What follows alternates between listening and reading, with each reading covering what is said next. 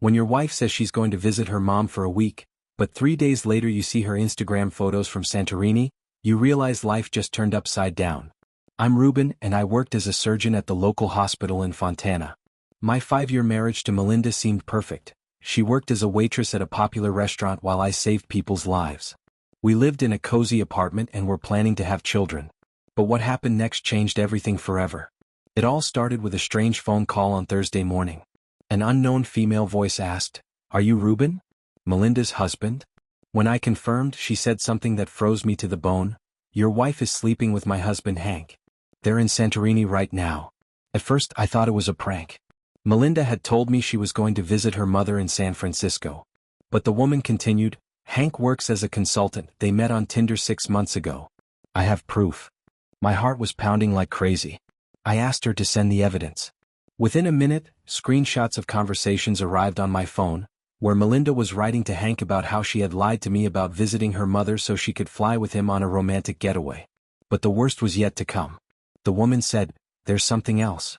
Your wife is pregnant with my husband's child. Yesterday they went to the doctor together in Santorini." The world started spinning. In 5 years of marriage we couldn't get pregnant, and here. I spent the next hours analyzing our bank expenses. It turned out that Melinda had been transferring my money to her personal account for months, one I didn't even know existed. In total she had borrowed almost $50,000, practically all our savings. But I was a surgeon, used to acting precisely and thoughtfully under pressure. Instead of panicking, I developed a plan. First, I installed tracking software on her phone through our shared iCloud account. Second, I immediately converted the remainder of our joint accounts into cryptocurrency on my personal wallet. Through the app, I could see everything: their conversations, photos from Santorini beaches, plans for the future. Hank promised to leave his wife, but from the correspondence, it was clear he was just using Melinda. The most painful part was reading how she would send me loving messages, then a minute later tell Hank how she planned to take all my property after the divorce.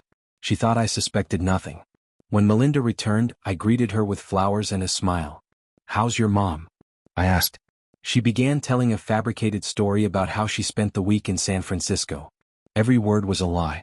For the next 2 weeks, I played the role of a loving husband while gathering evidence.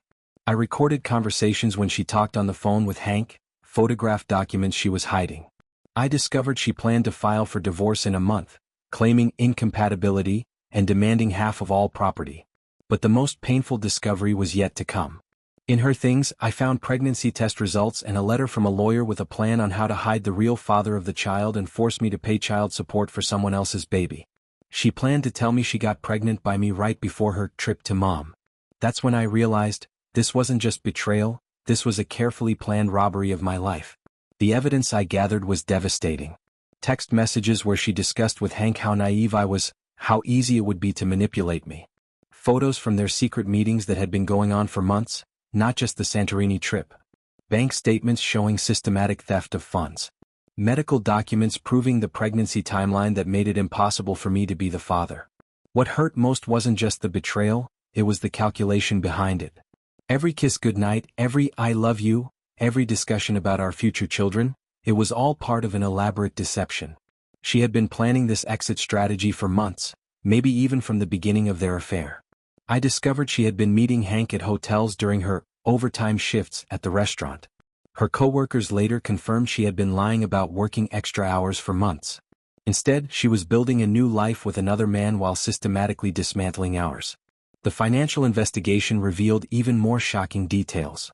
She had opened credit cards in my name, forged my signature on loan documents, and even sold some of my inherited jewelry that belonged to my grandmother. The total theft exceeded $75,000 when everything was calculated. But the psychological manipulation was perhaps worse than the financial theft. She had been gaslighting me for months, making me feel inadequate as a husband. When I expressed concern about our inability to conceive, she suggested I get tested, knowing full well she was already pregnant with another man's child. When I worried about our finances, she blamed my poor money management, while she was the one stealing our savings. The tracking software revealed their entire relationship timeline. They hadn't just met on Tinder, they had been planning this elaborate scheme together. Hank, it turned out, was a con artist who specialized in targeting married women. He had done this before, and Melinda wasn't his first victim, she was his accomplice. Their messages revealed a sick game they were playing. They would rate my reactions to their lies, laugh about how trusting I was, and plan increasingly bold deceptions. The Santorini trip was meant to be their grand finale before she filed for divorce and took everything. I decided to turn the tables on them. Working with my lawyer, we developed a comprehensive legal strategy. We gathered not just evidence of adultery and financial theft, but also proof of fraud, forgery, and conspiracy. The case we built was so strong that my lawyer called it the most clear-cut example of marriage fraud he'd seen in 20 years of practice. But I wasn't satisfied with just legal victory. These people had stolen more than money. They had stolen years of my life, my trust, my ability to love freely. They deserved to feel the same devastation they had inflicted on me. Through careful investigation, I discovered that Hank had been running similar schemes in 3 other states. He had outstanding warrants for fraud and hadn't been paying child support to his 2 previous children. His current wife wasn't just a victim, she was another accomplice who had been helping him target vulnerable married women. I contacted the authorities in those states, providing evidence that led to multiple arrests. Hank's house of cards began to collapse. His assets were frozen, his accounts seized, and suddenly he couldn't afford the lavish lifestyle he had promised Melinda. Meanwhile, Melinda was spiraling. When Hank suddenly stopped answering her calls, she began to panic. The pregnancy was progressing, and she was facing the reality of raising a child alone. Her job at the restaurant ended when I provided her employer with evidence of her theft and lies about overtime. The legal proceedings moved swiftly. With the overwhelming evidence of fraud and theft, the judge awarded me not just all marital property but also punitive damages. Melinda was ordered to repay every stolen dollar plus interest and legal fees. The cryptocurrency I had hidden was never discovered, giving me a significant financial cushion for my new life. But the real justice came when Hank was arrested. Facing multiple felony charges across several states, he immediately tried to plea bargain by testifying against Melinda and his wife. The honor among thieves lasted exactly as long as it took for handcuffs to click shut. Hank's wife, realizing her own legal jeopardy, also began cooperating with authorities. She revealed that Melinda had known about the previous schemes and had actively participated in planning the deception. This transformed Melinda from a cheating spouse into a federal co-conspirator. The pregnancy, which was supposed to be Melinda's ace in the hole for getting sympathy and financial support, became another piece of evidence against her. DNA tests confirmed Hank was the father, but also revealed he had been taking fertility drugs to ensure pregnancy, part of their calculated plan to trap me with another man's child. 6 months after the divorce was finalized, Melinda's world had completely collapsed. She was facing criminal charges, had no income, no savings, and was about to give birth to a child whose father was in federal prison. Her family, who had initially supported her, abandoned her when the truth came out. That's when she came to me, crying and begging for forgiveness. "Ruben," she said, tears streaming down her face, "I know I don't deserve forgiveness. But I was in love with the idea of a different life, and Hank manipulated me into believing lies about you, about us. The pregnancy was an accident that spiraled into something bigger than I could control." Looking at her, once a beautiful and confident woman, now broken and desperate, I felt not triumph but emptiness. The revenge wasn't as sweet as I had expected. She continued, "I never stopped loving you. Everything with Hank was fantasy, but what we had was real. I made terrible choices, but my feelings for you were always genuine. Please, I'll do anything to prove that you're the only person I ever truly loved." For a week I couldn't sleep thinking about her words. On one hand, trust was destroyed forever. On the other hand, 5 years of shared life couldn't have been completely false. She came back the next day, but this time with all the documents for returning the stolen money and official apologies. It turned out her lawyer had found a way to annul the divorce due to procedural violations, if both parties agreed. The decision I faced was impossible. Forgive the woman who had systematically destroyed my life for her own benefit? Or maintain my principles and let her face the consequences of her choices alone? But there was more to consider. The federal investigation had revealed that Hank had been blackmailing Melinda with compromising photos and videos. Some of her actions weren't entirely voluntary. She had been coerced into deeper involvement in the scheme than she initially intended. This didn't excuse her choices, but it added complexity to the situation.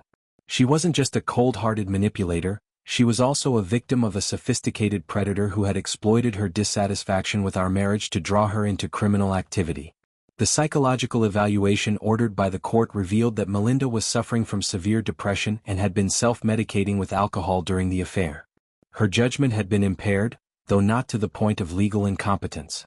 She was responsible for her actions but hadn't been operating with full mental clarity.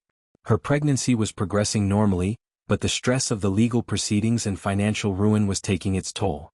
Despite everything she had done, I couldn't help but feel concerned for the health of an innocent child, even if it wasn't mine.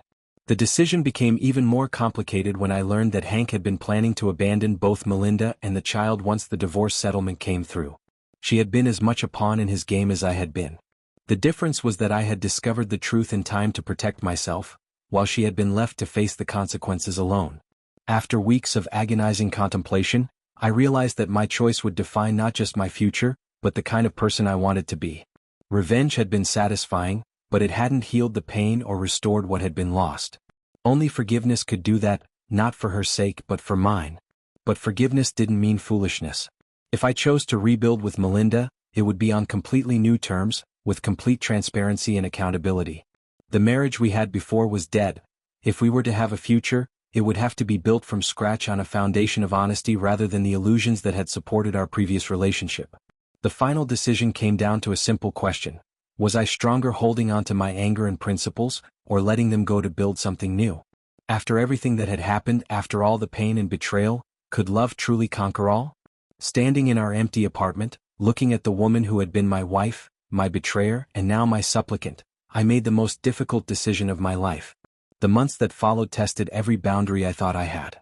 Melinda moved into a small studio apartment across town, funded by the court-ordered restitution payments she was making from her part-time cleaning job. The child, a daughter she named Emma, was born healthy despite all the stress. DNA tests confirmed what we already knew. Hank was the biological father, though he remained in federal prison. What surprised me most was my own reaction to seeing the baby. Despite everything, when Melinda brought Emma to meet me 3 months after the birth, I felt an unexpected protective instinct. This innocent child was paying the price for her parents' crimes and deceptions. She looks like him, Melinda said quietly, holding Emma in the coffee shop where we had agreed to meet. But I hope she'll have better character than either of her parents. The federal investigation had wrapped up with multiple convictions. Hank received 15 years for wire fraud, identity theft, and conspiracy. His wife got 10 years for her role in the scheme. Melinda, cooperating fully with prosecutors and making restitution, received 5 years probation and community service. She would be monitored closely, her finances scrutinized, her freedom limited but preserved. I've been thinking about your offer, I told her during that coffee shop meeting. About trying to rebuild something between us. Her eyes filled with hope for the first time in months. And? I need you to understand that if we do this, it's not about going back to what we had. That marriage died the day you bought that plane ticket to Santorini. If we're going to have any kind of future, it has to be built on complete honesty and transparency. She nodded eagerly. Anything. I'll do anything. First, you'll undergo psychological counseling for at least 2 years. Not couples therapy, individual therapy to understand how you became capable of what you did. Second, complete financial transparency. Every account, every transaction, every penny accounted for. Third, Emma is part of this equation now. If we rebuild our relationship, I need to know that you can be a good mother to her, regardless of how she was conceived. The terms I laid out were harsh but necessary. Melinda would essentially be on probation in our relationship just as she was with the court system. But something had changed in her during those months of consequence and reflection.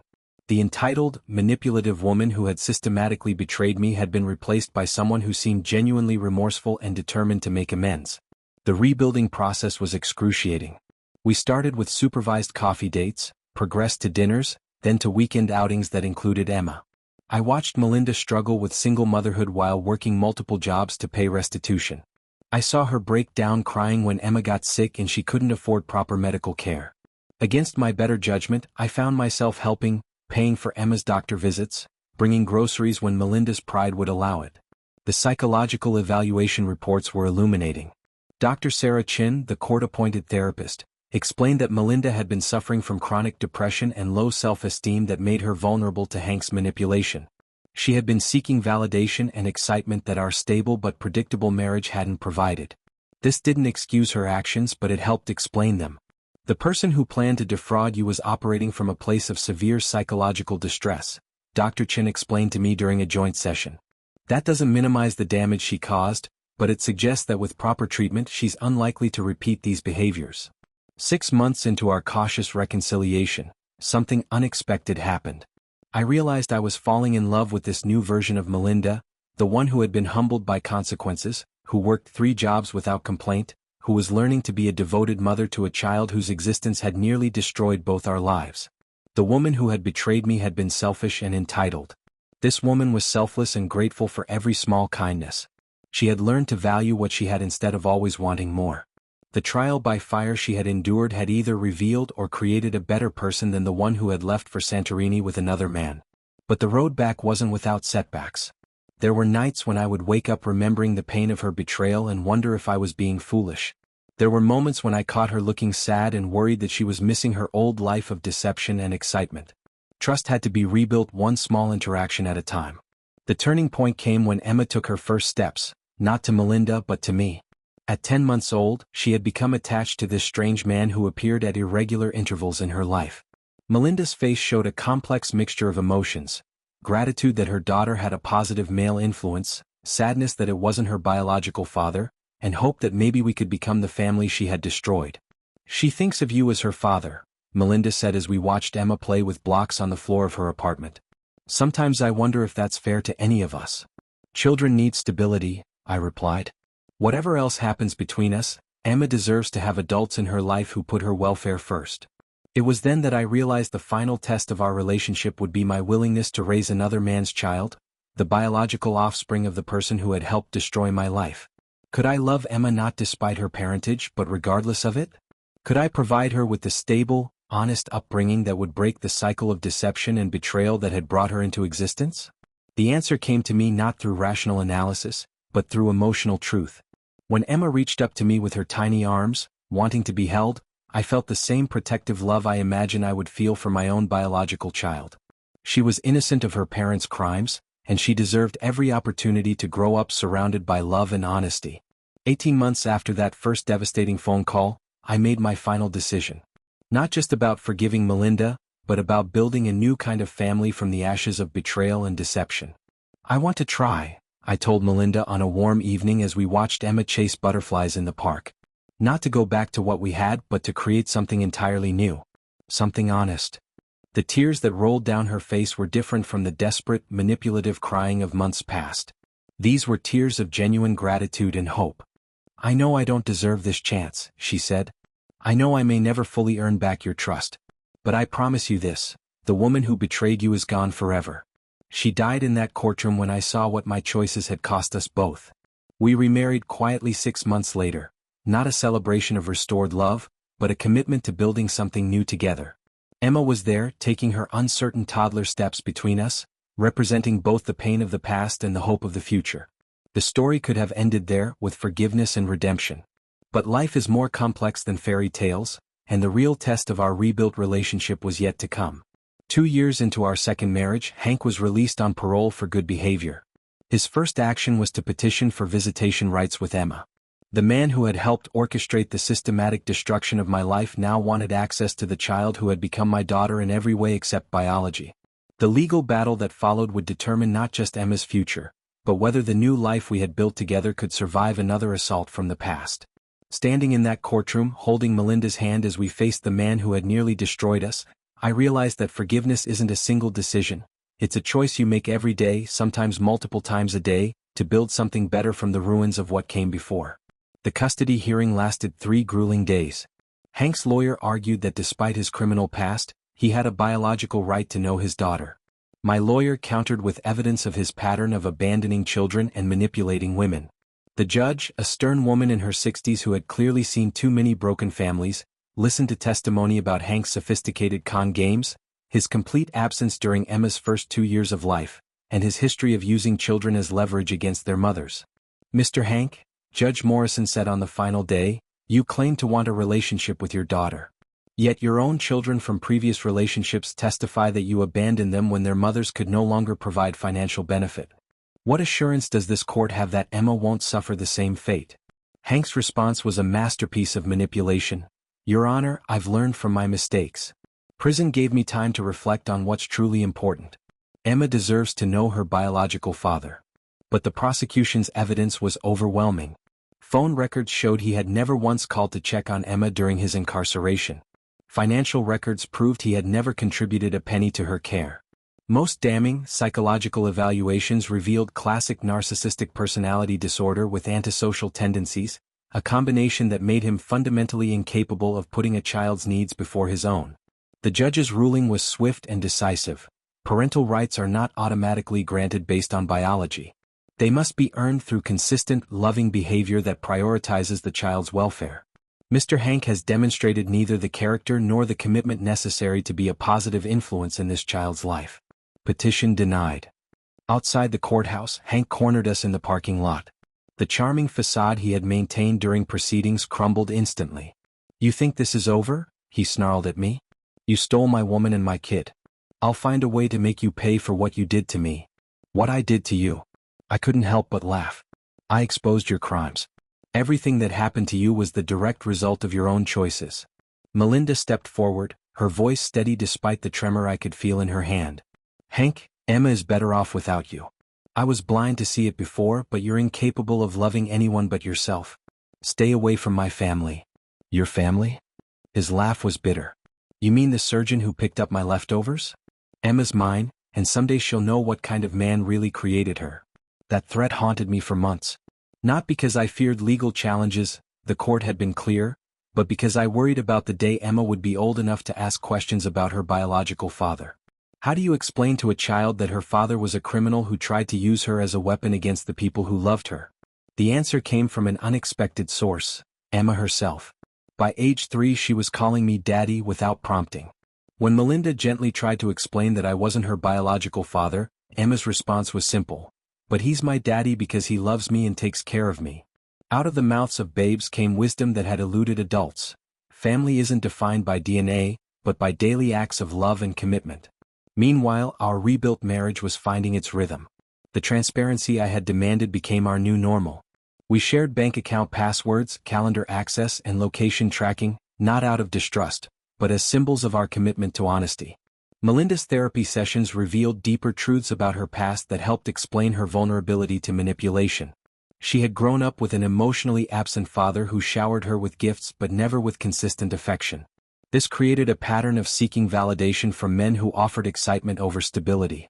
Hank had exploited this psychological vulnerability perfectly, promising adventures and passion while I represented safety and predictability.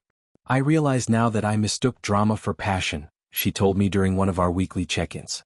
"What we have now feels different, deeper. When someone chooses to love you after seeing you at your absolute worst, that's real love." Our relationship wasn't without challenges.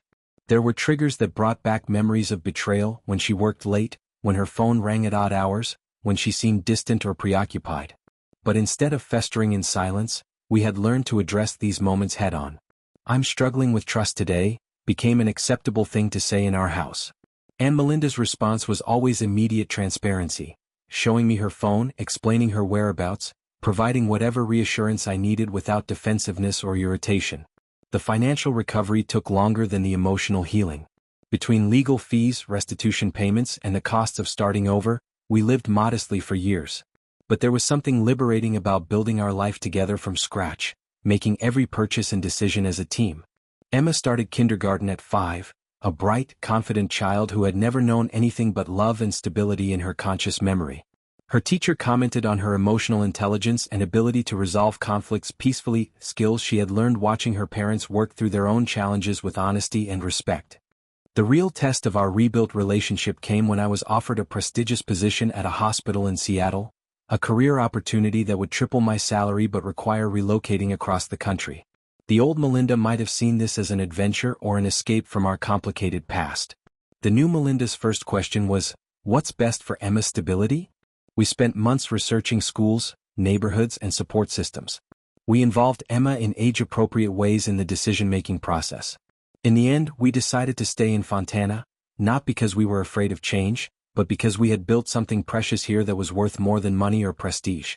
The decision proved wise when Emma turned 7 and finally asked direct questions about her biological father. We had prepared for this moment with the help of child psychologists, crafting age-appropriate explanations that were honest without being traumatic.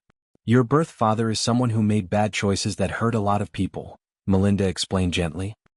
He's not able to be a daddy right now because he doesn't know how to put other people's needs first. But that's why you have Daddy Ruben, who chose to love you and take care of you every single day. Emma processed this information with the remarkable resilience of childhood. Her follow-up question was practical rather than emotional. Will I have to see him when I grow up? Only if you want to, I assured her. And even then, only when you're old enough to make that decision for yourself, and only with people who will keep you safe. She nodded seriously, then asked if she could go play with her friends. The conversation that we had dreaded for years was, to her, just another piece of information about the world. But Hank wasn't done with us. On Emma's 8th birthday, a package arrived with no return address. Inside was a teddy bear with a card. To my daughter Emma, from your real father who loves you and thinks about you every day. There was also a letter for Melinda, filled with manipulation and veiled threats about telling Emma the truth about her parentage. This was Hank's final play, an attempt to destabilize our family by creating confusion and loyalty conflicts in Emma's mind. But he had underestimated both our preparation for such tactics and Emma's own emotional intelligence. We showed Emma the package and explained who it was from. Her reaction was telling. She was more interested in the fact that a stranger had our address than in any claimed relationship. I don't want presents from people who make mommy scared, she declared, and that was the end of it. The teddy bear went to charity, and we used the incident as a teaching moment about stranger safety and the difference between people who claim to love you and people who show love through actions. The final chapter of our story began when Emma turned 10 and Hank was arrested again, this time for violating parole by contacting us. His attempt to reinsert himself into our lives became the evidence needed to classify him as a stalker and extend his prison sentence indefinitely. Standing in court for what we hoped would be the final time, listening to the judge sentence Hank to additional years for harassment and violation of protective orders, I felt not triumph but profound sadness. This man had wasted his entire adult life pursuing schemes and manipulations instead of building genuine relationships. He would likely die in prison, never knowing the joy of watching a child grow up or the satisfaction of love freely given and received. But his loss was our gain in the most literal sense. Emma was ours not by biology but by choice, commitment, and daily acts of love. She would grow up knowing that family is something you build together, not something you're simply born into. As we left the courthouse for what we hoped would be the last time, Emma slipped her hand into mine. "Daddy," she said, "are we going for ice cream to celebrate?" And in that moment, I realized the ultimate victory wasn't the revenge I had orchestrated against those who betrayed me, or even the justice the legal system had provided. It was this: a child who felt safe enough to think about ice cream after witnessing adult drama, secure in the knowledge that her real parents would always protect her from the chaos of the past. Thank you for watching the video to the end. Maybe YouTube will no longer offer you my channel, so subscribe to it by clicking subscribe on the right under the video to receive new interesting stories. Also on the right of the video there is a playlist with other interesting stories that you can listen to, and you can also write in the comments what stories you would like to see on the channel.